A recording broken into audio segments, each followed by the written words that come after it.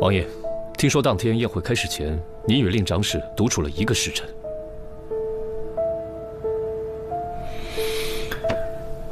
正是。当时我和飞白先去查看了一下贡物，之后又来到书房里喝了一点酒。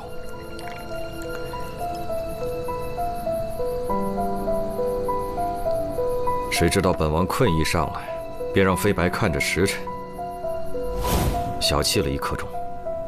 王爷是什么时候睡的？下官记得应该是戌时3刻。没错，本王当时还特意看了一眼漏刻。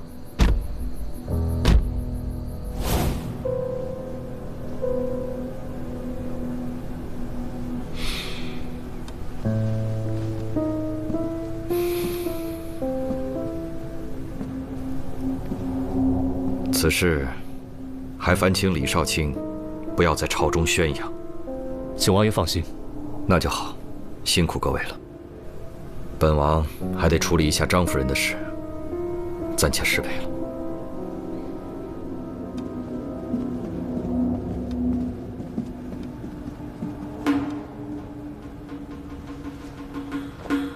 吴王点儿真背啊！你看这个吴王呢，年轻的时候就死过2妾，这人呐有权有势有啥用呢？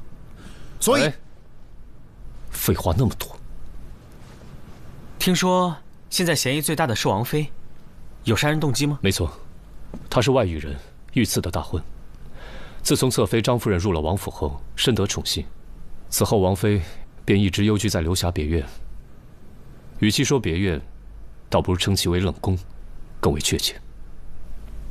那咱便去会会这个被打入冷宫之人。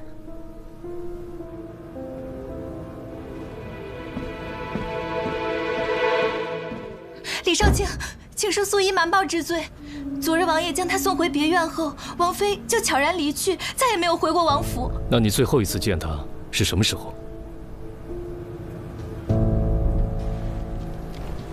你要是敢说谎，李少卿会把你关到牢里去。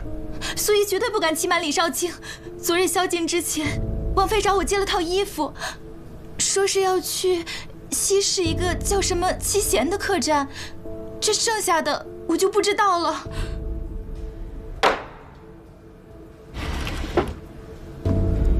那女子和一个突厥男人在房中大吵大闹，折腾了1晚上。之后他们2人还出去过吗？那个女子争执过后就独自离开了。那个突厥人好像叫阿史那都。我求你不要再缠着我了。袁叔，我这就带你回突厥。我们已经不可能了。你肯定有难言之隐，你告诉我。没有，我以为人妇。阿史那都，你别再逼我了，这不是爱，是占有欲。可是我爱你啊！我就听到这些。有发现吗？没什么有用的东西留下。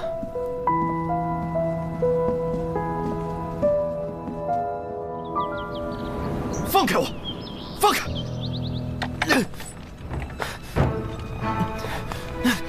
本王是被冤枉的。本王没有杀人。没问你话的时候不能开口。案发后，王妃换了婢女的衣服前去找过你。没错。她为何要去找你？我和云舒多年前就已经相识了，而且早在她被你们皇帝赐婚之前，我们就已经私定终身了。在七贤客栈，我想让她跟我走，可是云舒。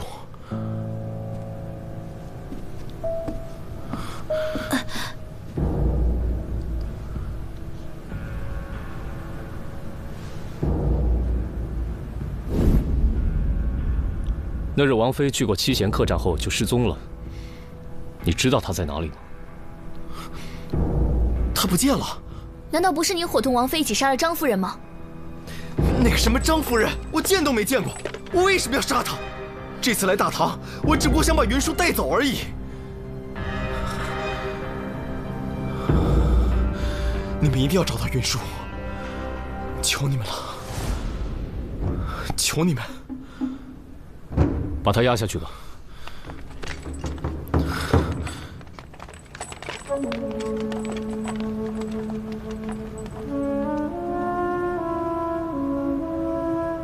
那你现在还觉得是他伙同王妃杀了张夫人吗？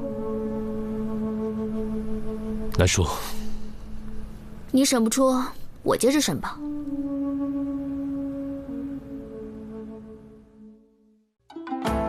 彼黍离离，必稷之苗。彼黍离离，必稷之苗。行迈靡靡，忠心摇摇。行迈靡靡，忠心摇摇。知我者，谓我心忧；不知我者，谓我何求。知我者，你们回来啦！李治，你认识了啊这么好的朋友，应该早点介绍来认识认识嘛。李少卿，看人家多有礼貌。我平时也很有礼貌，好不好？怎么不夸我啊？懂不懂什么叫不怕不识货，就怕货比货啊？哼！哎，别说，你们真的很有共同之处。哪里？口味重啊？因为喝茶也要加很多盐啊。好了好了，我去给你们准备些膳食。哎，萨摩。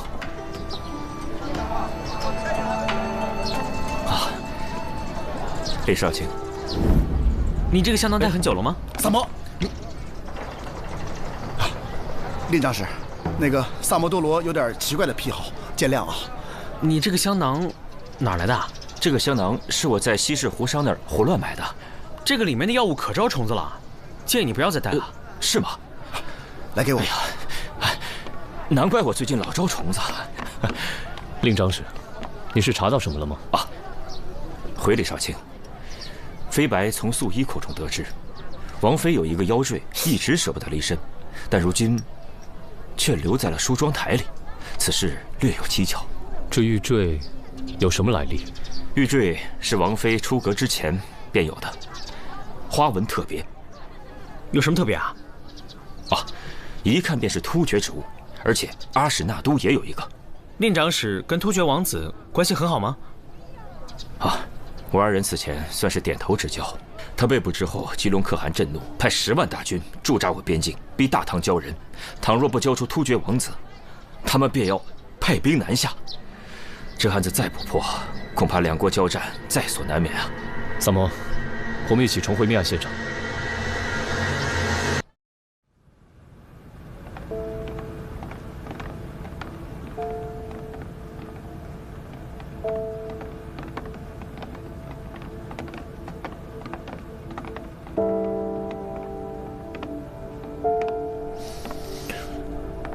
当晚，除了在府内其他地方的几个小厮没有出现以外，其他与张夫人密切来往的人，都有不在场的证明。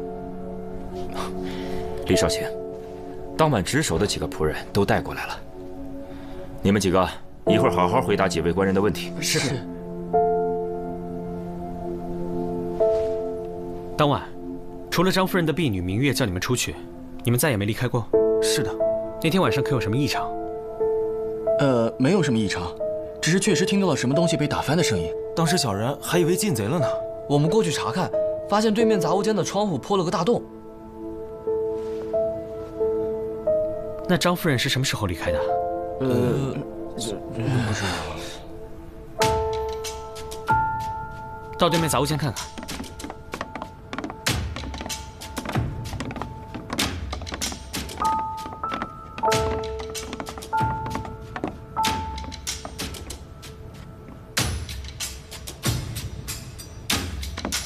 令长史，你带仆人先下去吧。李少卿有何吩咐，尽管唤我便是。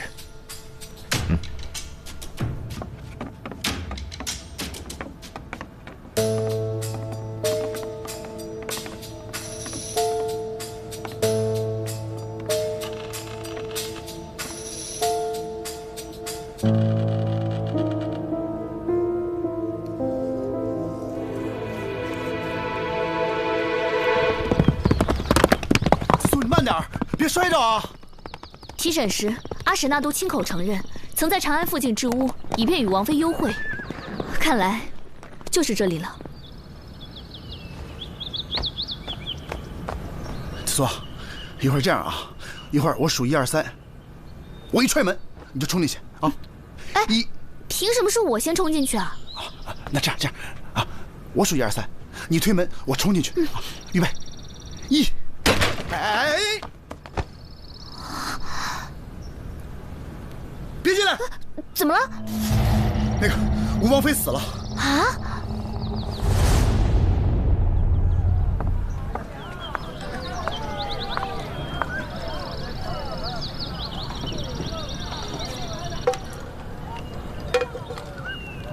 去哪儿了？长安。紫苏和三炮托人带了个口信，说他们在一个叫什么的地方发现了吴王妃的尸体。有详细位置吗？地图。给我。这种钱你也赚？琳琳。难怪萨摩跟你一模一样。哎，我可只说了一句话，关我什么事啊？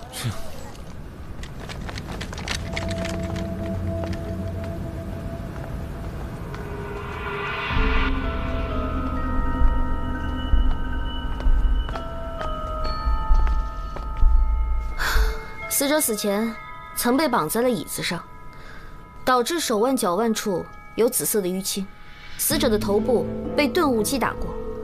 但这并不是最终的死因，真正的死因应该是肺部的那一刀，刀口形状奇特，像是某种抑郁病人所致。能知道这个小屋的人，一定是对阿史那都和王妃都异常熟悉的人。能在吴王府中杀害张夫人，而又绑走王妃的，必定是对这2人十分熟悉的人。我觉得你想到的跟我想到的是同一个人。对。但是问题，他是怎么做到的？杀人动机又是什么呢？我总觉得哪儿不对，可是哪儿不对呢？我们只能再去趟吴王府，但愿能赶在证据被毁之前找到。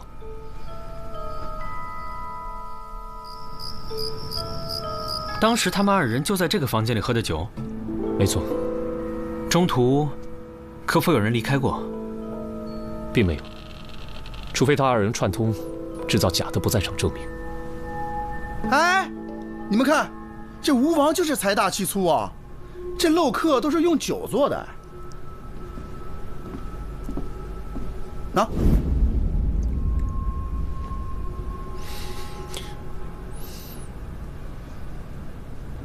没错，是酒。大理寺查案。几日前，吴王府参加夜宴的官员，是不是你们驿站负责接送的？正是。你可记得当夜发生过什么不寻常的事吗？当然记得了。记得当日一位官员差人把马匹送回来的时候，身上竟然有好些个水蛭。你确定是水蛭？啊，小人比谁都心疼这些马儿。那位官人是不是在宴会上偷偷将小锥儿弃沟里去了？送回来时，马身上钉了好多水蛭，个个又肥又大的，真是心疼死我了。哎，是哪一位官员啊？这个，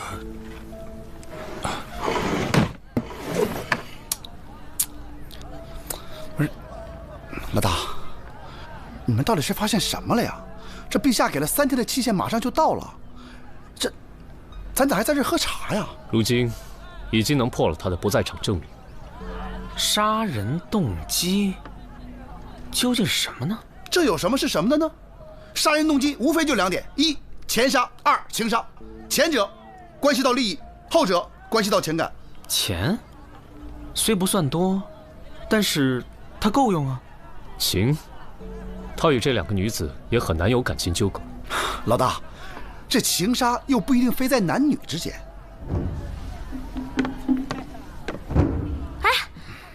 你们还有心情在这儿喝茶？不是说给你们限制的时间已经到了吗？就这几天啊，突厥士兵已经袭击了一个小村子。放话说，倘若阿史那都那儿有一根毫发损伤，他们将一路南下。哼，你还笑得出来啊？三胖，你真是个断案高手。案子破了，我知道动机是什么了。我破的案？这个案子从一开始就指向阿史那都，一旦阿史那都被杀，突厥和大唐的战事就在所难免了。走了。来人呐！本王没杀过人，快放我出去！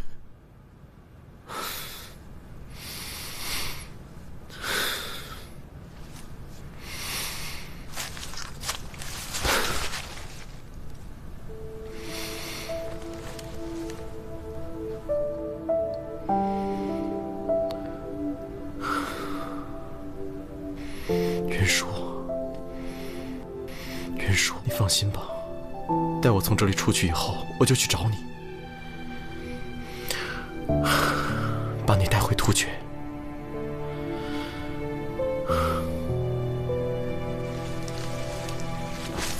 我们此生再也不分开了。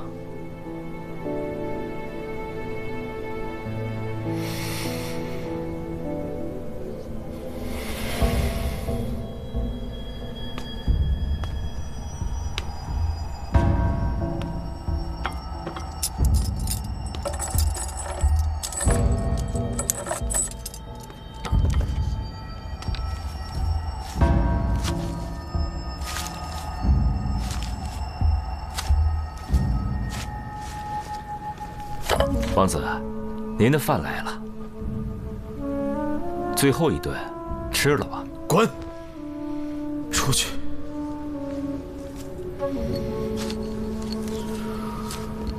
那您喝点水吧。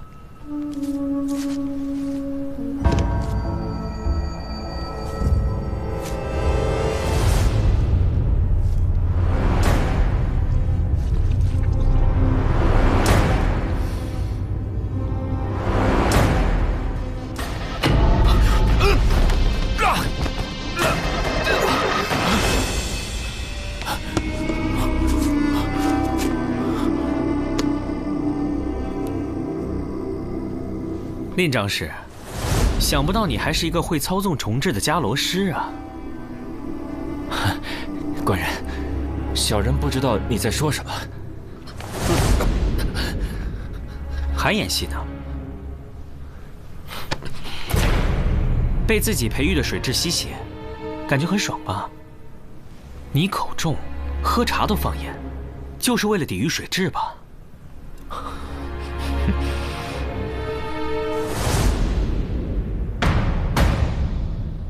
你们这是血口喷人！别忘了，夜宴当晚，下官可是有不在场证明的。在晚宴开始之前，王爷不是曾经小憩了1刻钟吗？哼，1刻钟？吴王府的书房到仓房的路上，来回便不止1刻钟，我有何时间作案？把东西抬上来吧。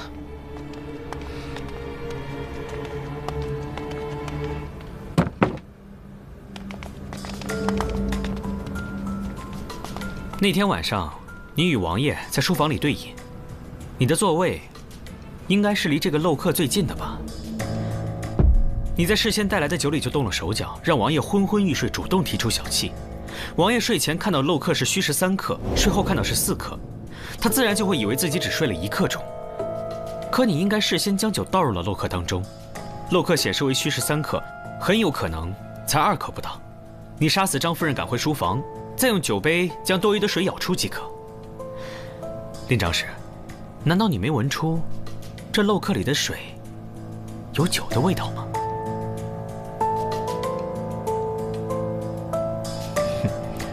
我不知道你在胡言乱语些什么。仓房对面的储物间里有个蜡烛制作的岩石机关，丝线的一头绑有重物，时间一到，蜡烛点燃丝线，重物自然就会将窗户打破。我曾经问过吴王妃的仆人，当时也是令长史告诉张夫人这个太岁的奇妙之处吧，而张夫人果然信以为真，以为吃了太岁，她就能够延年益寿，永葆青春。这是世间女子的贪念。你和张夫人约定好了作案的时间和步骤，你先去了对面的杂物间做好机关，然后张夫人命明月将看守支开后，你们便可以趁机潜入库房。当张夫人正欲享用太岁时，你趁机将其杀死，而蜡烛机关触发后，看守自然会跑到对面去查看，这样你就有了逃离现场的时机。负责接送官员的一族也告诉我们，宴会当晚，令长史所乘马车的马上发现了水蛭，而且据他们所见，发现的水蛭十分的肥硕，那是迦兰特有的银鞭蛭。这种水蛭需要用人血孵化，吸血极快。你身上随身带的那个香囊，一闻便知是伽罗虫是用来育虫的。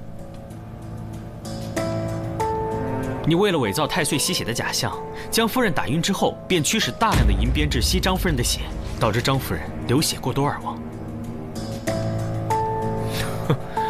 说来说去，纯属臆测。我与张夫人平日里素来无冤无仇，我为什么要杀她？你假托太岁杀人，再嫁祸给突厥王子，圣上下令将其收押，如你所愿，突厥必然被激怒而出兵。我推测，吴王妃应该就是看破了你的秘密，才被你残忍的杀害了吧？你说什么？云舒死了？是的，他死在了山谷的那个小屋中。为什么？为什么？告诉我！我那么的相信你！放开！放开！说说吧。王妃无意间发现我与突厥的密信，我只能暂时囚禁她。王妃，只要你乖乖的待在这儿，我一定不会杀你。我不明白，你为什么要这么做？你明白又如何？你这么做，只会引起大唐和突厥纷争。难道兵连祸结，白骨路易才是你真正想要的吗？长史，令长史现在收手还来得及。哼，你跟我说这些有何用？我本来就不是大唐的人。那我问你，张妍妍是你杀的吗？那是他自找的。我只是跟他透露了太岁的功效，可是他贪心啊，非要去偷吃才给我机会的。作为复国大计的一环，他必须死。那我呢？啊，对于你而言，我也只是你的一枚棋子，是吗？那你也肯定清楚，你如果不杀我，我必定会去破坏你的计划。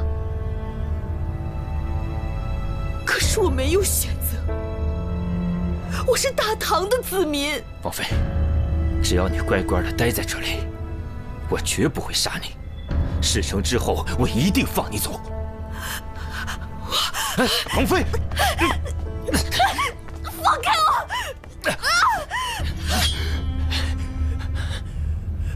王妃，你为何要逼我？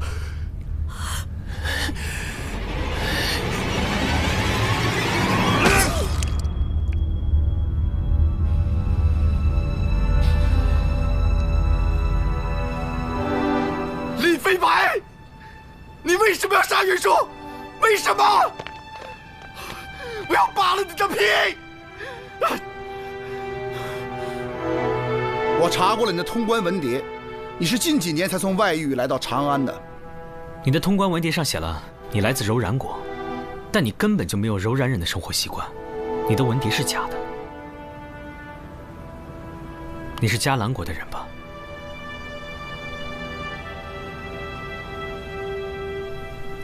哼，萨摩多罗，别忘了，你也是迦兰国的子民。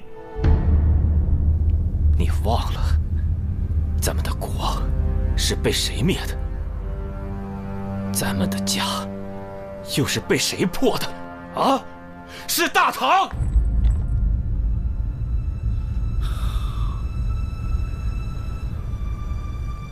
难道你就不想重建迦兰吗？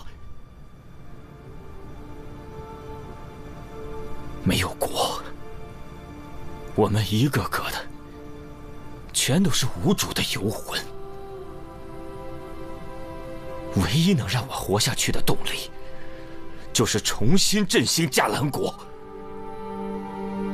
人早晚都会死的，与其在灭国以后苟且偷生的活着，还不如为复国大业而亡。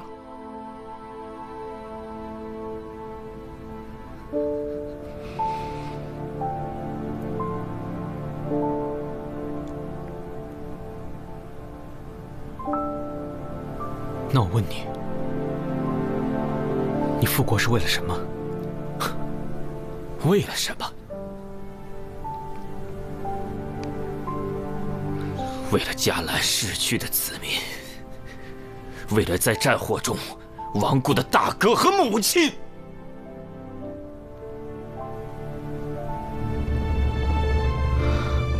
那你这不是复国，是复仇。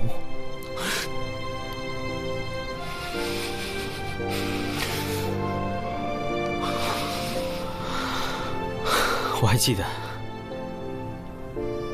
我小时候在迦兰过着那种无忧无虑的日子。我也记得，我躲在柴火堆里，眼睁睁地看着我的家人在眼前逐渐消失。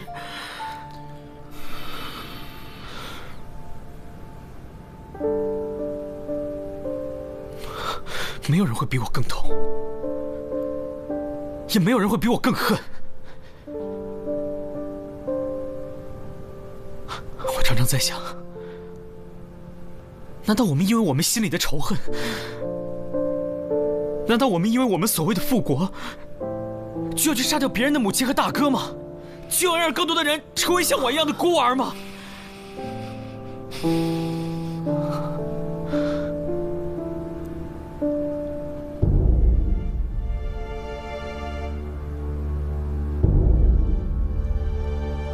你问我恨吗？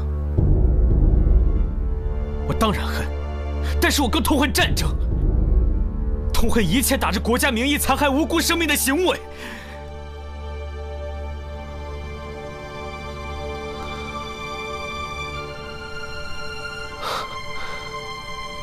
林大哥，不要再执迷不悟了，好吗？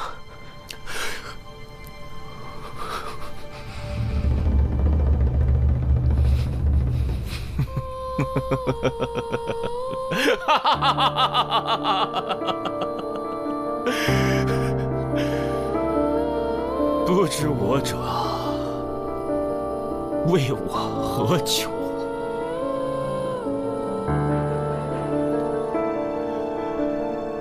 我只恨大计未能如愿，天佑迦兰！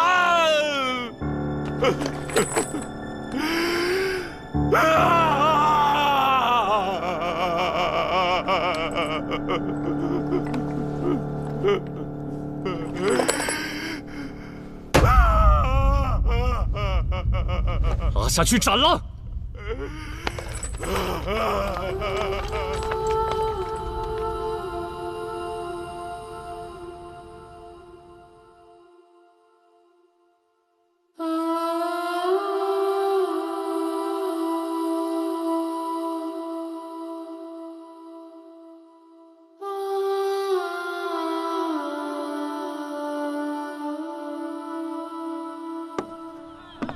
陛下向天下宣告，是吴王妃因擅赌杀害了侧妃张夫人，如今已派人将阿史那都送回了突厥。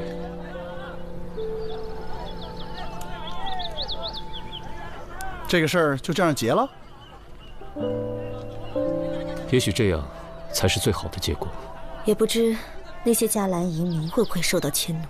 哎呀，这个国家早就已经覆灭了。双叶。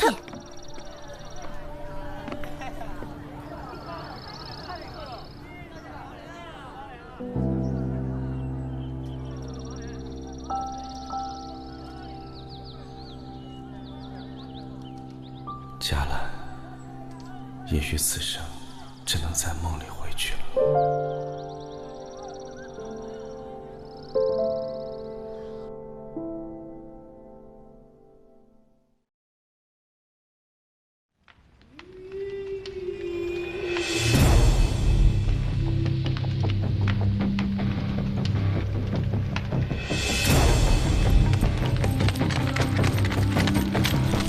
启禀国师，令飞白折了，验明正身，即日处斩。这个案子还是萨摩破的。正是，若非他从中作梗，大唐和突厥已经开战，这个人必须处斩。愚蠢！萨摩是一颗棋子，没有他，复国大业不可能进展得如此顺利。此话怎讲？请国师明示。自始至终，萨摩都是我手中利器，替我铲除了无数障碍。我从黄泥章救出波斯人和赵匡国，为他们制定复仇计划，目标只有一个：兵部侍郎度良源。萨摩与李治相识不久，不想被卷入朝廷纷争，所以当他意识到赵匡国假死，却未揭穿。我让波斯人服毒自尽，只是想给他们一个由头，尽快结案，好让赵匡国能伺机刺杀度良源。度良源是朝中最熟悉西线边防的将军，他死以后，大唐西线羸弱，给了我们长驱直入的可能性。国师英明。度良源死后，我安排心腹顶替兵部侍郎之职，遭到吏部尚书的阻挠。随后，大理寺开始调查灵猫杀人案，我派人杀了平康坊的雪儿，把线索引向刘尚书和他堂弟。调查过程中，大理寺发现刘尚书利用职务之便私通胡氏，索要并报一事。刘尚书被迫辞官。那群毛贼原本下药把人迷晕后实施抢劫，苦主醒来后会认为是黑豹所为，没想到之后会内讧杀人。萨摩办案时居然敢服毒，让我意识到他对大理寺那些人产生了信任。李治那一刀没白挨。圣恩寺的僧人都是隋朝投诚的老臣，与李渊交好。新皇登基之后，他们惶惶不可终日。我派去搜寻藏宝图的探子被他们杀了。随后，我在朝中释放消息，让李世民对他们心生疑虑，派大理寺介入调查。案发后，虽然有小僧顶罪，但为了化解皇上的疑虑，他们不得不交出藏宝图，以表投诚之意。那张图在押送过程中已派人临摹，相信很快能找到藏宝之处。苏秀才休妻，在我的诱导下，七七对苏秀才下了毒，热毒封喉，窒息之际，用刀切割器官，试图求生，却死于刀伤。赵思南伏法后，他爹赵校尉被牵连，空出武备库的职位，自此，长安的武备库便落入我手。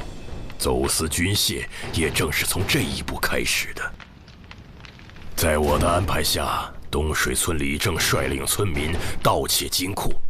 案发之后，李正充当了替罪羊，掌管金库的太傅寺卿被撤职，顶上去的是个庸才，镇不住手下官吏。这个口子一开，朝廷财帛唾手可得。独子惨死，灵堂还魂。在我的诱导下，急于复仇的僧人了凡与杜老太太合谋杀人，被萨摩识破。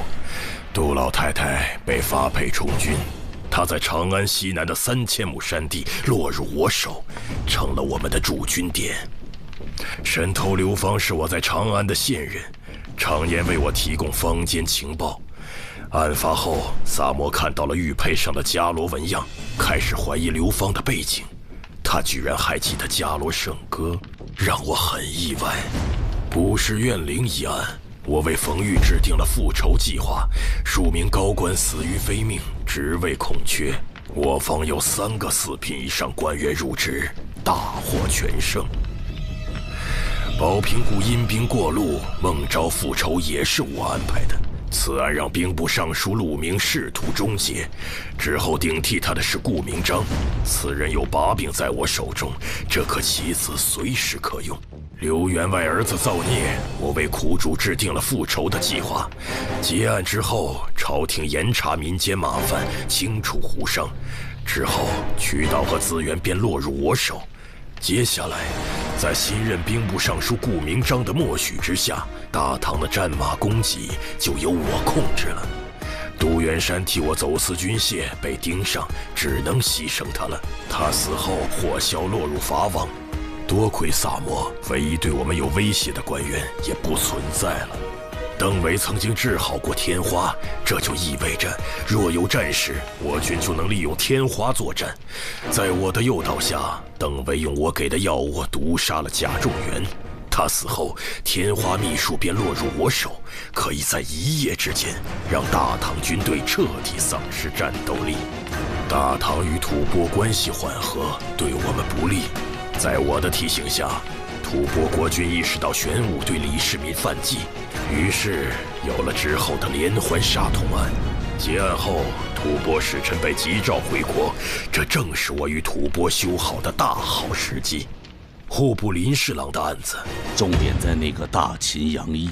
之前我高价聘请，遭到婉拒。案发后，他遭到牵连，严禁在长安城行医。我趁此机会将其拿下，为我军培训大批军医。太常寺郑少卿是皇上面前的红人，案发后朝堂上议论纷纷，他被迫辞官，顶其位的是我们的人，能与皇上朝夕相处，随时向我汇报朝堂内外的动向。信鸽能在开战时传达作战信息，但优秀的鸽种可遇不可求。我之前曾花大价钱向黎志桥买鸽子，但这呆子拒绝了我。于是我便诱导赵雷对他下手，引发了之后的一系列案件。黎志桥落入法网后，他的信鸽都落入我手。麻风病与天花一样，都能成为战时的武器。我派蛇师前往不周村，就是为了找到治疗麻风病之法。结案后，麻风病人的衣物、皮屑和那些沙袋蛇卵都落入我手。皮影师与侏儒复仇，涉案高官陆续横死，再次引发了朝堂震荡。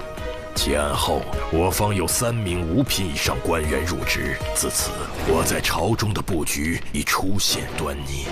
黑道上走私最盛的，除了咱们，就是东篱山庄，但他们有代王做后盾，很难撼动。幸亏有萨摩多罗，我才得以铲除东篱公子。此后，东篱山庄也落入我手，彻底垄断了走私渠道。林白案是萨摩离我们最近的一次。结案之后，我紧急撤离了长安西南所有驻军，我方损失了6名将士，愿神保佑他们的灵魂安息。城郊那块荒废的菜地有数个菜窖，是我用来临时存放军械的地方。戏班的人经常在此出没，只能想办法除掉了。木商张某手下有数百名能工巧匠，把他除掉，那些工匠为我所用，就能为我军造出最强悍的工程器械。属下明白了。我安排令飞白做局，是想挑动大唐与突厥的战争，可惜败了。不过吴王从此失势，也给我们腾出了不小的空间。可以说，这些案子在萨摩的协助下，为我方争取了最大利益。国师深谋远虑，属下佩服。只是萨摩天资过人，机敏狡慧，总有一天会意识到我们的存在。我做了这么多，就是在等待那一天的到来。毕竟，萨摩是伽罗的王子，也是我王唯一的血脉。灭国时，萨摩还小，不记事，只知道自己是伽蓝的子民。若能复国，继承大统的人也只有他。愿诸神庇佑，让萨摩耶早日觉醒，燃起心中的清凉圣火。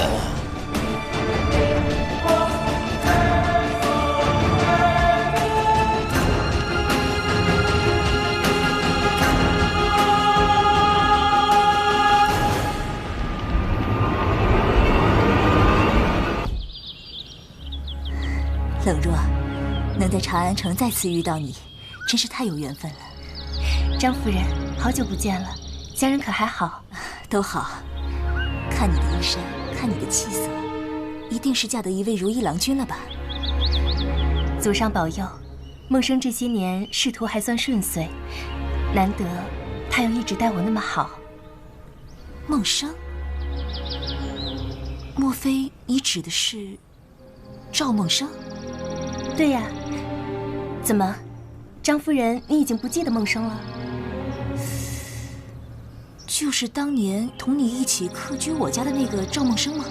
是啊，就是他。怎么你不记得了？记得，当然记得。可是，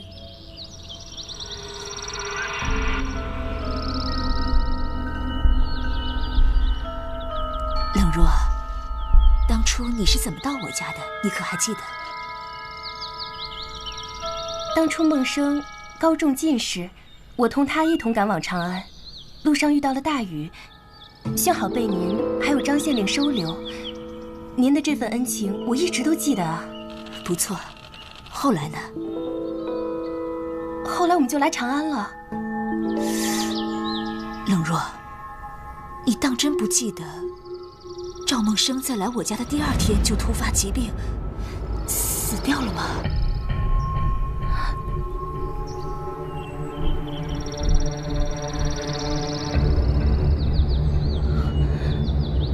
死了？是啊。当初你为了此事还大病3天，寻死觅活，我好言相劝才将你救了下来。冷若，你怎么了？冷若，来人呐！快来人呐！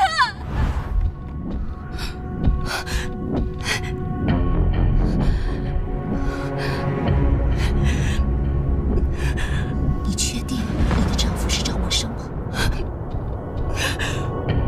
夫人，主人活得好好的，怎么可能死了呢？这不对呀！当初我们明明是亲眼看着他下葬的呀。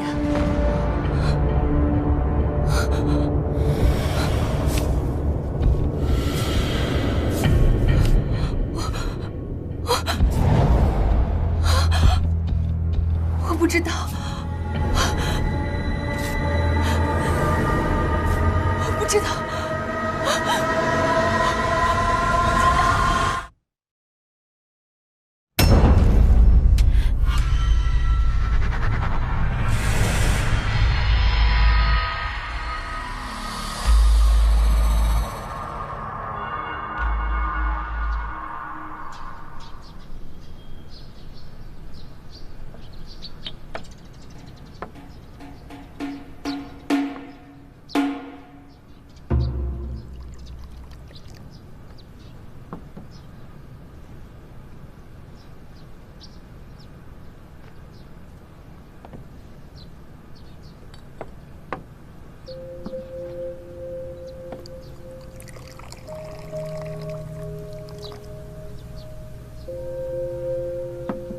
夫人，帮我整理一下衣冠吧。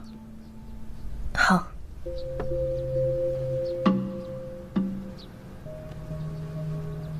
夫人，是不是心里有事啊？夫君多想了。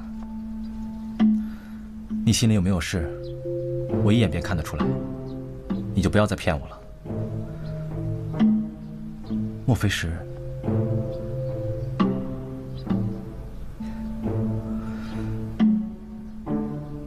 夫人有喜了。你又开玩笑了。时候不早了，还不快去？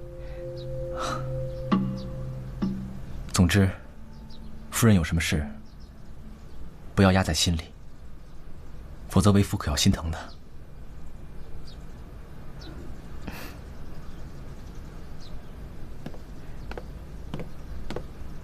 夫君。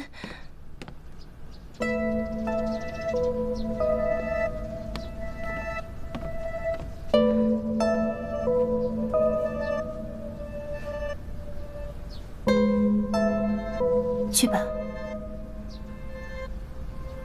你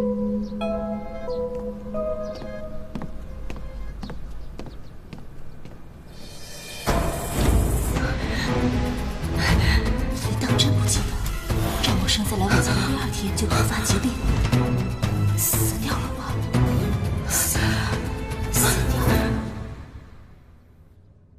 来来来，西域的葡萄美酒，生制壮牛肉，走过路过不要错过了啊！来来来来来，哎呦喂，客官，你又来啦！哎，里面请。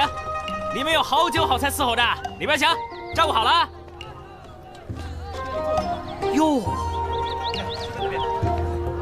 这位客官，一看您就是有口福之人。今天咱们店里特供西域葡萄酒，仅此一天，不要错过哦。客官里头请。看见没？看见没？要想让咱们店生意兴隆啊，你就得把我给供起来。要给你好吃的，好喝的，对，再给你烧点纸。这就不用了吧？你也不好好看看，那一看就是个女人。早看出来了，这女人有故事啊。看什么看？干活去，跟你有关系吗？想不想混了？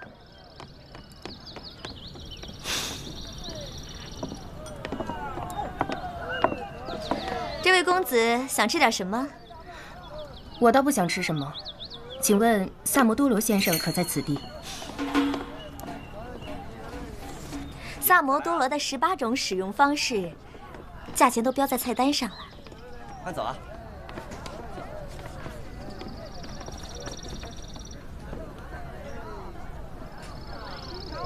这位公子，找我何事？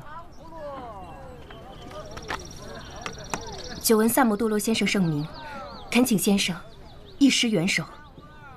你不会是找我查案子的吧？正是。我可是很贵的哦。很公道。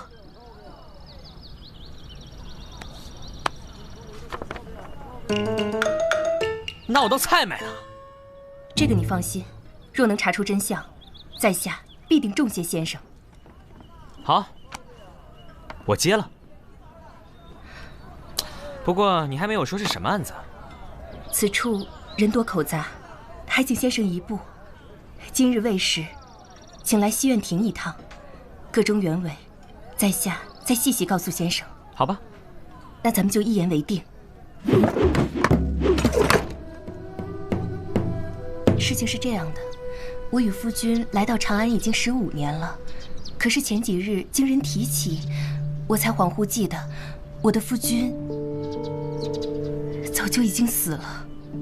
这几天我的记忆越加清晰，我就越加害怕。这么多年陪在身边的，不可能是死人呢。那你怎么就确定，死的就是你丈夫呢？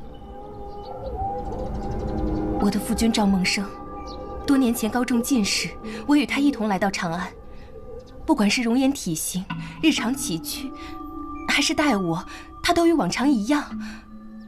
而且我又自小与他一同长大，我怎么会不认得他呢？你说的这个赵梦生，不会是赵侍郎吧？正是。那又或许，他当时没死呢？不可能。我记得我是亲眼看见他下葬的，除非他复活过来。可已经入土为安的人，他怎么复活呢？那他会不会有孪生兄弟？我与梦生青梅竹马，赵家的一切我都很了解。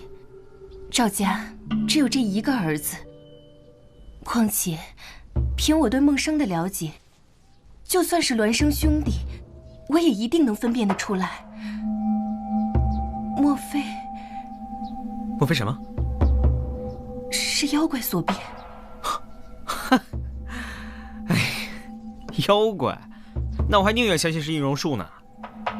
易容术？真的有这种法术吗？不是夫人，易容术破绽太大，却不适合长期使用。夫人每日与他共枕同眠，就更不可能了。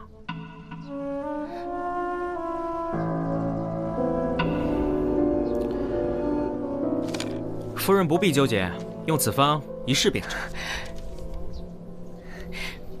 那太好了，多谢先生，真是谢谢先生。谢倒不用，就是这个账我已经和四娘结过了。什么？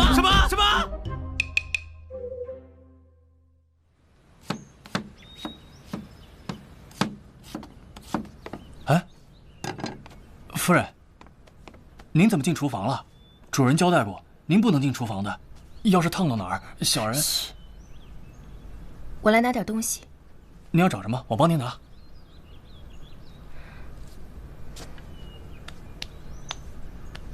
有没有碱？有。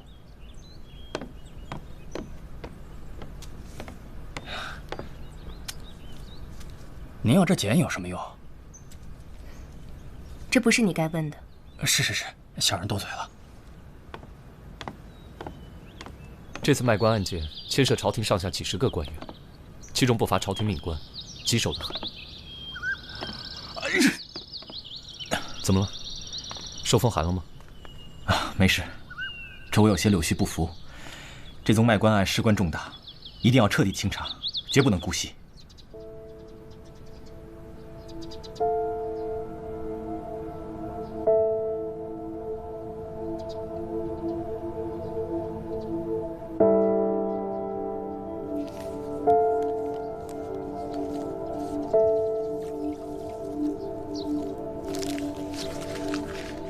夫人，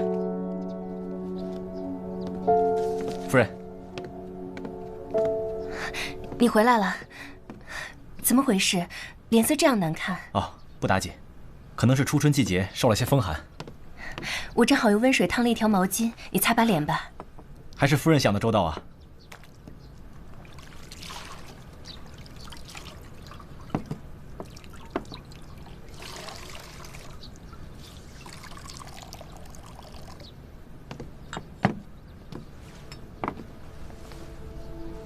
我来。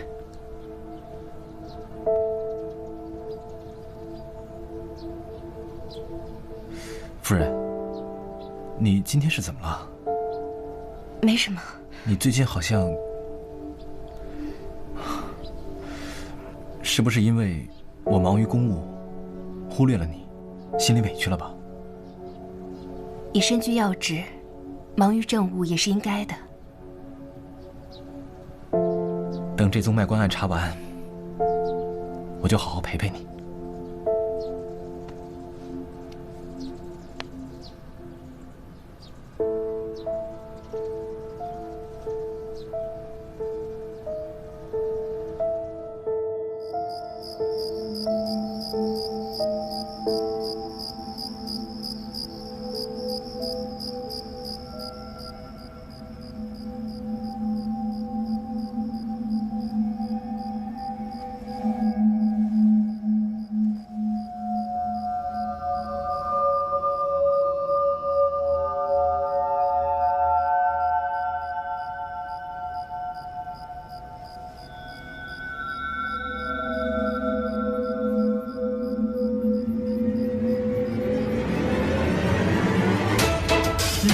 你要干什么？陆生，是我，是你的娘子冷若。胡说！我不会这样古怪。你到底是谁？快说，否则我杀了你！真的是我。当初你决定世事，我为你缝制的香袋，上面的字“无忘初心”，是我亲手绣上去的。真的是你，冷若，你怎么会？都是我的错，我不应该怀疑你。怎么了？到底发生什么事了？你还记得张夫人吗？就是张县令的夫人。我们来长安的路上，暂住过他们家。记得。怎么了？前几日，我在街上遇见他，恍惚记起在张府发生的事。什么事啊？我好像记得，你当时大病一场，然后怎么了？然后就死掉了。怎么了？你一定是做噩梦了。不是的，见到他之后，记忆越发真实，让人不得不信。我记得当时借住在张府，我是病得很厉害，你十分担心，还因此连续高烧了3天。所以啊，脑袋可能不太清楚，才把噩梦当成了现实，这也是有可能的。是这样吗？当然是的，你想多了。难道说，在你面前的我，还能是鬼不成？哪有说自己是鬼的？就是。好了，不要再胡思乱想了，已经不早了。我明早还要上朝呢。啊。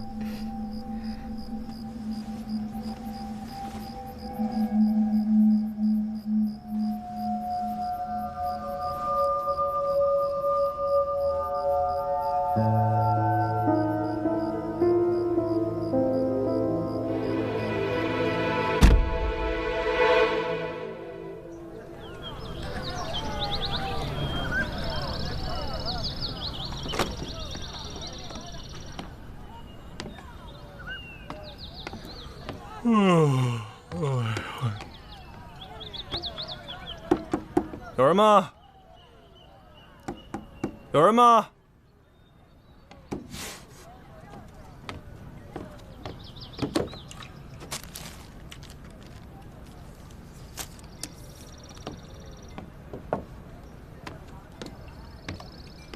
哎，我可啥都没看见啊！我刚才敲门没人应，所以我就进来了。您别见怪啊，您别见怪。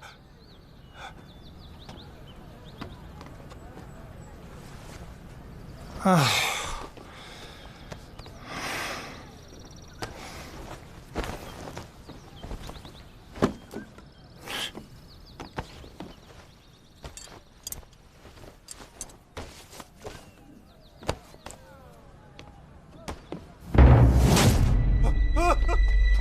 死人了！死人了！死人了！死人了！死人了！谁会对一个女人下毒手啊？张夫人的丈夫张县令，前几日刚因为卖官案被问斩。我觉得8成是因为张夫人知道些内幕，要灭口，所以我觉得这个人必须得查出来。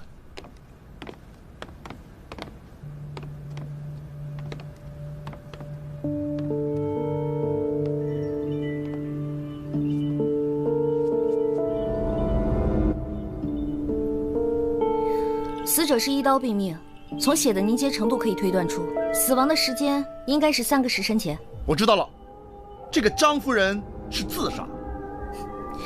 你怎么知道她是自杀呢？门栓是好的，门窗也没有被破坏的痕迹。不对，张夫人不是自杀，门栓是好的，也可能是张夫人给这个凶手开了门。啊？他傻呀？你傻呀？张夫人怎么会知道来人是要杀她的呀？哦，我知道了，那这人肯定是她的老相识。不可能，张夫人正因为在长安没有旧识，所以才住的客栈。张夫人也以为她没有相识的人，可是这个认识她的人却主动找上她来了。你们看，张夫人是一个人住，你们再看桌子，这个桌子上虽然只有1个水杯，却有2滩水渍。一个人喝2杯茶，不是很奇怪吗？所以种种迹象都表明，张夫人认识凶手，还亲自款待了他。这个凶手一定是趁张夫人不备的时候一刀杀了他，再把刀放在他手上，假扮成自杀的样子。那你这也太武断了吧？没准大概可能他想晾茶，晾了2杯呢，人家想晾3杯没那手，是吧，老大？应该是他杀。你们看，这应该是止咳药。如果他想要自杀，还买药做什么？小二，昨天晚上有谁来找过张夫人吗？这楼下就是餐馆，楼上就是旅店，这人来人往的，谁也没注意这个呀。哎，你去哪儿？我之前接了个案子，路上说吧。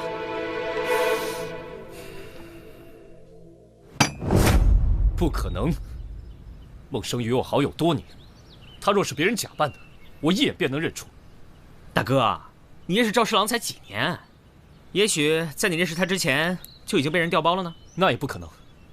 孟生一向为人坦荡。切！孟生他多年如一日的对我好，我确实不应该怀疑他。可是我心中的疑虑不解开，我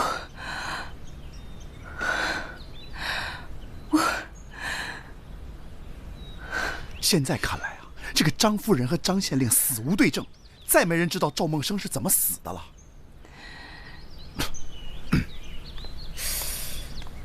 这样看来，赵侍郎的确是有嫌疑。不可能，绝对不可能。孟生性情温和，平日里他连鸡鸭都不敢碰。哎，不叫的狗咬起人才凶呢。你说谁是狗呢？嫂夫人，您确信孟生是那个时候死的吗？不是听张夫人说起，您才想起来的吗？孟生的死对我打击很大，高烧了3天。也许是那个时候烧糊涂了，那段记忆被自动抹掉。最近遇见张夫人，我才渐渐回忆起来。你一定是记错了。冷若记错，张夫人也会跟着错？除非这件事自始至终都是张夫人设计好的。你们想想，张县令的买官案件是由孟生接手的，买官案涉及的人员众多，有人合谋嫁祸孟生也是有可能的。嫂夫人太单纯了，或者他们早就知道你是孟生的妻子，利用张夫人有恩于你，以此接近你，于是便上演了这出嫁祸的好戏。就算他把一切都设计好了，那赵夫人的记忆又是怎么回事呢？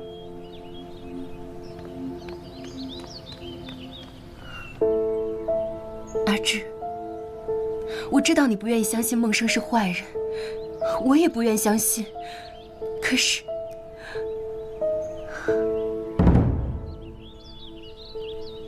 我一直都不记得这道伤痕是怎么造成的。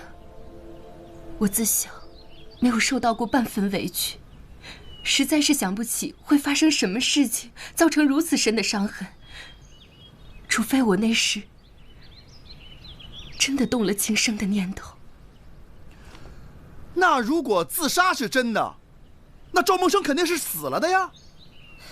我们别在这废话了，去找找赵梦生的坟墓。是人是鬼不去见分晓了吗？你小女孩家的，除了挖坟墓就是找尸体，以后谁还敢要你啊？要你管！我赞成。